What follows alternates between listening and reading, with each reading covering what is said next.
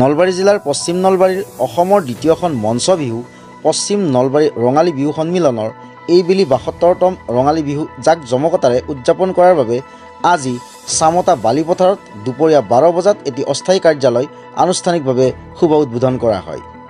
কাৰ্যালয়টো উদ্বোধন কৰে পশ্চিম নলবাৰী ৰঙালী বিহু সন্মিলনৰ সভাপতি যতীন শৰ্মাই। উক্ত অনুষ্ঠানটোত কাৰ্যকৰী সভাপতি পংকজ বৰ্মন, পৰেশ চক্ৰৱৰ্তী, চামতা আঞ্চলিক ক্ৰীড়া সংঘৰ সম্পাদক বিকাশ ভট্টাচাৰ্য, সম্পাদক ৰাজুমণি দাস, কুলেন তালুকদাৰ, ৰাণা তালুকদাৰ, কিশোৰ তালুকদাৰ, কোষাধ্যক্ষ বিনয় দত্ত, প্ৰাক্তন গাঁও প্ৰধান অপূৰ্ব বৰ্মন, গাঁও প্ৰধান তথা প্ৰতিবেদক লাইভৰ জ্যেষ্ঠ সাংবাদিক অতুল ভূঞা, ৰমণী বৰ্মন, গৌতম হালৈ, ৰাণু বৰ্মন, বলেন তালুকদাৰ, অজিত বৰ্মন, অমল বৰ্মনকে আদি কৰি ভালেসংখ্যক গণ্যমান্য ব্যক্তি উপস্থিত থাকে।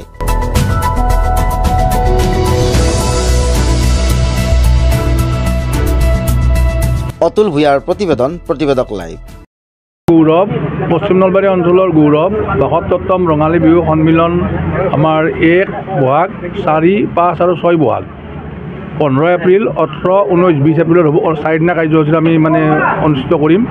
তাৰ কাৰণে আমাৰ ইতিমধ্যে বিভিন্ন প্ৰস্তুতি আৰম্ভ হৈছে আৰু প্ৰাৰম্ভিক হিচাপে আমাৰ এটা অস্থায়ী কাৰ্যালয় আজি ইয়াতে তাৰ কাৰণে মুকলি কৰা হ'ল। আপোনালোকে গম পাইছে যে অসমৰ এজন জনপ্ৰিয় কণ্ঠশিল্পী শংকুৰাজ কোঁৱৰ, তেওঁ ইতিমধ্যে আমাৰ ইয়াতে ২০ এপ্ৰিলৰ সন্ধিয়া তেওঁ ইয়াতে সাংস্কৃতিক অনুষ্ঠান পৰিৱেশন কৰিব। লগতে পূৰ্বৰ পৰম্পৰা ৰাখি আগৰ পৰম্পৰা ৰাখি মুকলি বিহু, নৃত্য প্ৰতিযোগিতা, আমাৰ কুইজ প্ৰতিযোগিতা, চিত্ৰাংকন প্ৰতিযোগিতা, বিভিন্ন ধৰণৰ অনুষ্ঠান আছে। সাংস্কৃতিক শোভাযাত্ৰা, বিশেষকৈ সাংস্কৃতিক শোভাযাত্ৰাটো এইবাৰ আমি অন্তৰ্ভুক্ত কৰিছোঁ আৰু আমি এই সকলোবোৰ কাৰ্যসূচী ইতিমধ্যে আমাৰ প্ৰস্তুত হৈ উঠিছে আৰু সকলোবোৰ কাৰ্যসূচী আপোনালোকে অতি কম সময়ৰ ভিতৰত পাব।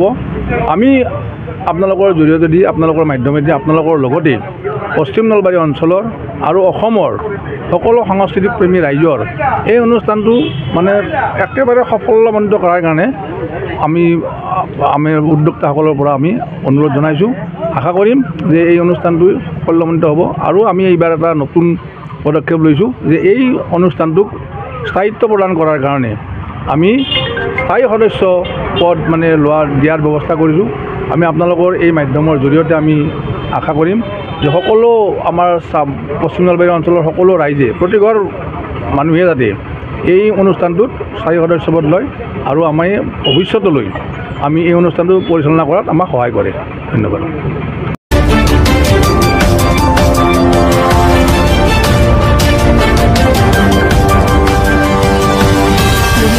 প্ৰতিবেদক লাইভ, পোহৰৰ দিশে এখোজ।